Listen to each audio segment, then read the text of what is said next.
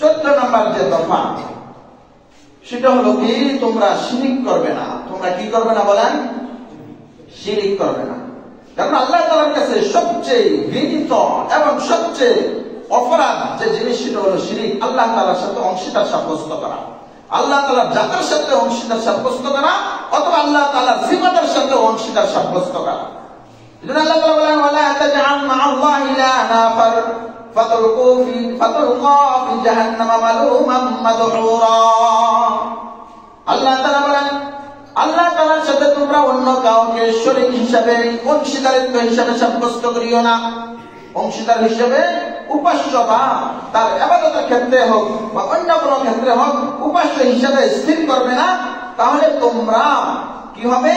ফাতুলকু ফি জাহান্নামা মালুমান মাদহুরা, তোমরা জাহান্নামের মধ্যে একবারে নিন্দিত, লাঞ্ছিত, অপদস্থ অবস্থায় নিক্ষিপ্ত হবে। এটা আমি বললাম বলেন? আল্লাহ তাআলার আয়াত।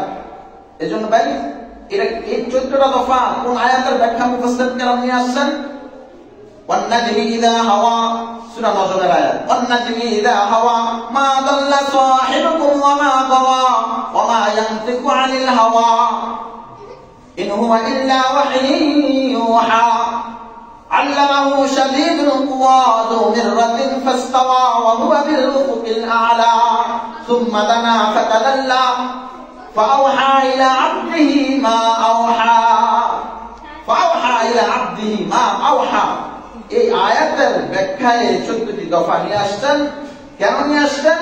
কারণ আল্লাহ তাআলা মুফাসসিরিন কেরাম বলেন যে ইসলামী রাষ্ট্র পরিচালনায় এবং গঠনতন্ত্র ও সংবিধান আল্লাহ তাআলা তার হাবিব সাল্লাল্লাহু আলাইহি ওয়াসাল্লামকে যা দান করেছেন, এই যে 14টা দফা, এগুলো যদি কোন মুসলিম দেশে এগুলো যদি এই 14টা দফা, বুঝতে পারছেন না ভাই, এগুলো যদি বাস্তবায়ন করে, প্রত্যেক নাগরিক যদি এগুলো বাস্তবায়ন করে এবং বাস্তবায়ন করা আল্লাহ মুফাসসিরিন কেরাম বলেন এটা ওয়াজিব, ফরজ, তাহলে তারা এই দেশের মধ্যে আল্লাহ তাআলার রহমতের ছায়ার মধ্যে থাকবে।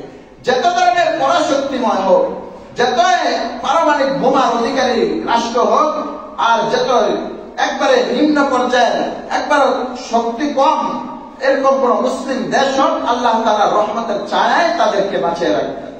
এটা আল্লাহ তাআলা ওয়াদা।